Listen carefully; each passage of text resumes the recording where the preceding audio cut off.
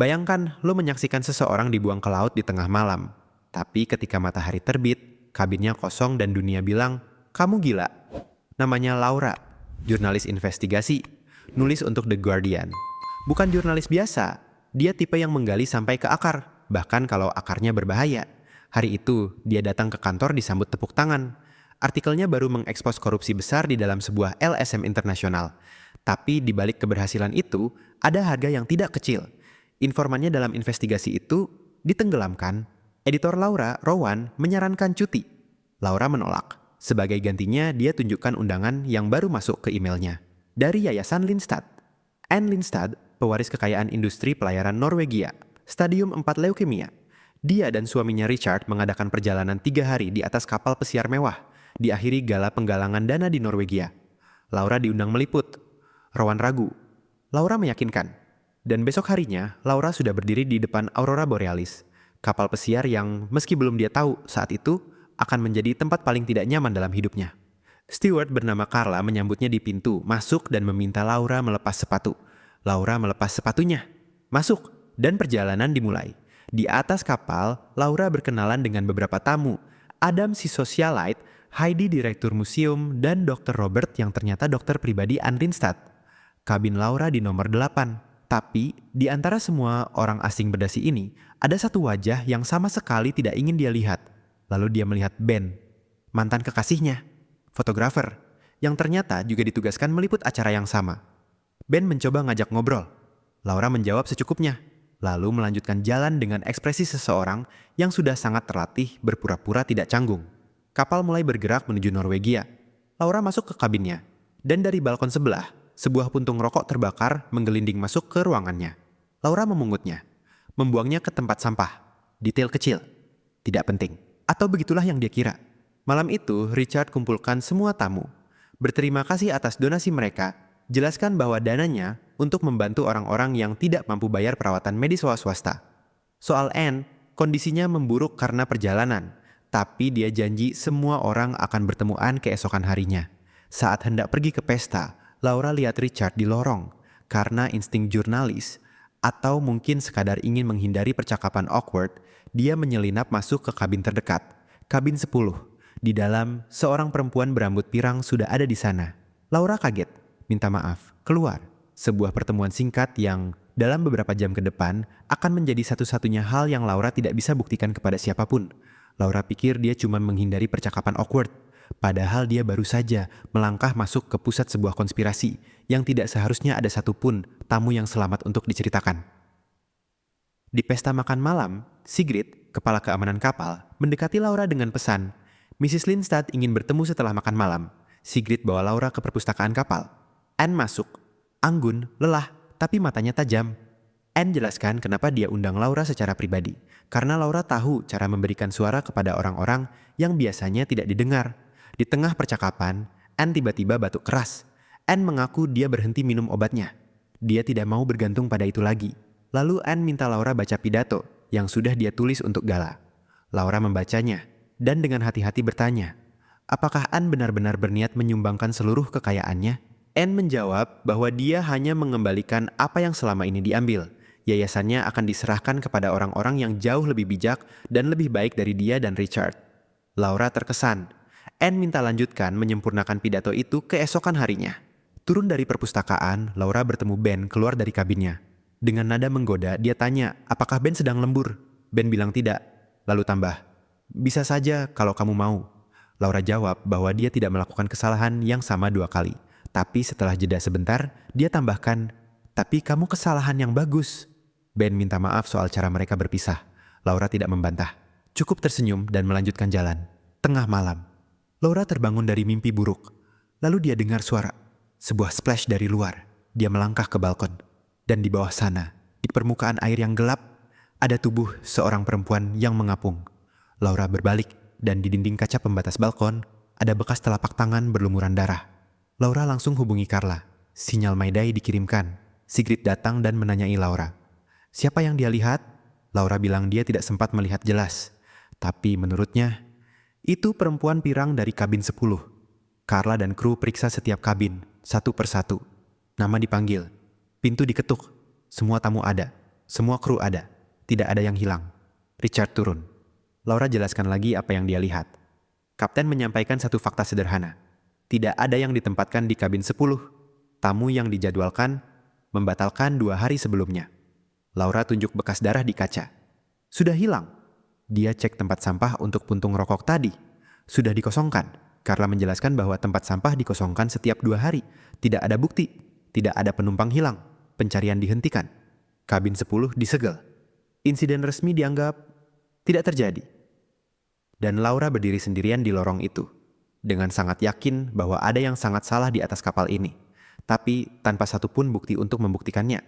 Pagi berikutnya, Laura minta Richard kumpulkan seluruh kru supaya dia bisa identifikasi perempuan pirang itu.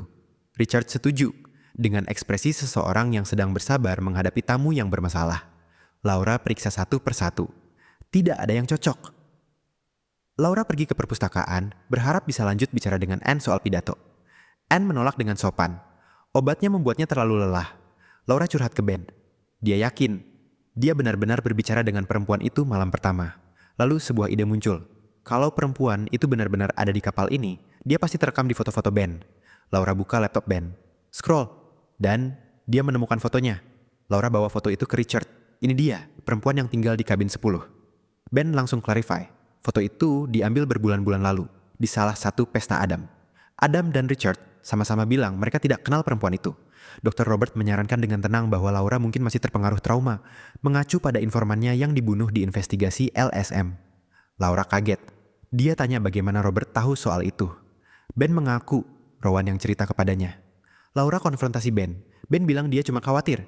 Richard menawarkan sesi spa untuk Laura, supaya dia bisa rileks. Setelah semua yang baru saja terjadi, Laura pergi ke spa, kembali ke kabin untuk mandi, dan di pintu kamar mandinya ada tulisan satu kata, "Stop." Laura tanya ke kru, tidak ada yang masuk ke kamarnya. Dia tanya Adam yang baru keluar sauna, dia menyangkal. Laura minta akses rekaman kamera keamanan di dekat kabinnya. Kamera dimatikan, untuk melindungi privasi tamu. Tentu saja, Laura masuk ke kabin 10, lewat jendela balkon, membawa kantong plastik. Di saluran air kamar mandi, dia temukan sikat rambut. Ini bukti. Seseorang pernah tinggal di kabin ini. Laura bawa rambut itu ke Ben. Kalau ini pelayaran perdana kapal ini, pertanyaannya jelas. Rambut siapa ini? Ben minta dia sabar. Tunggu 32 jam. Kalau Sigrid masih belum temukan perempuan itu, Ben janji ikut melapor resmi bersamanya. Sementara itu, jangan ganggu tamu lain. Laura simpan bukti di dalam saku mantelnya. Siang hari, Richard beri pidato emosional tentang Anne. Para tamu pergi menyaksikan paus. Laura gunakan kesempatan itu untuk diam-diam tanya kru satu persatu soal perempuan pirang itu. Semua menyangkal. Dr. Robert mencegatnya di lorong. Dengan nada tajam dia tanya kenapa Laura datang dari tangga kru. Laura jawab santai, hanya ingin menjelajahi kapal. Robert bilang, nikmati perjalanan ini selagi bisa, lalu pergi. Laura kembali ke kabin. Mantelnya masih ada, buktinya masih di dalam. Dia juga temukan sebuah kancing jatuh di lantai dan memasukkannya ke dalam kantong plastik yang sama. Lalu seseorang mendorongnya ke kolam, dan penutup kolam ditarik di atasnya. Laura berjuang di bawah air, sampai para tamu di sekitar akhirnya sadar dan menariknya keluar. Laura gemetaran, dan matanya langsung jatuh ke satu detail. Satu kancing hilang dari manset Dr. Robert. Laura tanya Sigrid soal mantelnya. Sudah dikirim ke laundry. Kantong plastiknya. Tidak ada kantong plastik di antara barang-barangnya. Laura balik ke Ben. Ben mengaku, dia cerita ke orang lain soal barang bukti itu. Alasannya, dia khawatir semua orang sudah anggap Laura tidak stabil dan dia mau melindungi dia. Laura bilang satu kalimat ke Ben, jauhi gua. Danny memutuskan meninggalkan kapal agar tidak terseret skandal. Dan pelan-pelan, bisik-bisik di atas kapal mulai mengarah ke satu nama. Laura. Kalau lo di posisi Laura, lo masih lanjut investigate atau lo udah nyerah dari tadi? Tulis di komentar. Gue penasaran. Malam itu ada ketukan di pintu kabin Laura. Dari lubang intip, dia lihat seseorang memakai hoodie. Sama seperti yang dipakai perempuan pirang dari kabin 10. Laura mengikuti sosok itu ke bawah dek. Mengejar. Dan akhirnya berhadapan langsung. Dia tanya keras, siapa kamu? Kamu yang dorong gue ke kolam. Perempuan itu menyangkal. Memperingatkan Laura untuk berhenti. Atau dia akan berakhir mati. Laura menyerang. Dan dalam pergulatan itu, Laura sadar. Ini bukan perempuan yang dia lihat jatuh ke laut malam itu. Ini Anne. Sebelum Laura sempat bereaksi, perempuan itu memukulnya hingga pingsan dan mengunci Laura di dalam sebuah ruangan. Ketika Laura siuman, semuanya mulai tersusun. Perempuan itu bukan Anne. Dia berpura-pura jadi Anne. Yang dibuang ke laut malam itu adalah Anne yang asli. Ketika perempuan itu kembali, Laura konfrontasi dia dengan detail yang tidak mungkin dia tahu kecuali dari Anne sungguhan. Soal Anne berhenti minum obat, soal pertemuan pribadi yang Anne rencanakan. Laura suarakan kesimpulannya. Anne dibuang ke laut oleh Richard karena Anne berencana mencoret namanya dari wasiat. Richard mau kuasai yayasan dan warisan itu sendiri. Perempuan itu hancur. Dia mengaku dia tidak tahu Richard berniat membunuh. Dia hanya dibayar untuk menyamar sebagai Anne selama 1 hari. Cukup lama untuk menandatangani wasiat baru. Richard menemukannya lewat Facebook, menggunakan pengenalan wajah berbasis AI untuk mencari seseorang yang mirip Anne. Dia diperkenalkan ke lingkaran sosial Richard secara bertahap agar tidak menimbulkan kecurigaan. Tapi malam itu, Anne menangkap basah mereka. Terjadi pertengkaran, dan Richard dalam satu gerakan membanting kepala Anne ke meja. Anne meninggal seketika, tubuhnya dibuang ke laut. Itulah suara yang Laura dengar malam itu.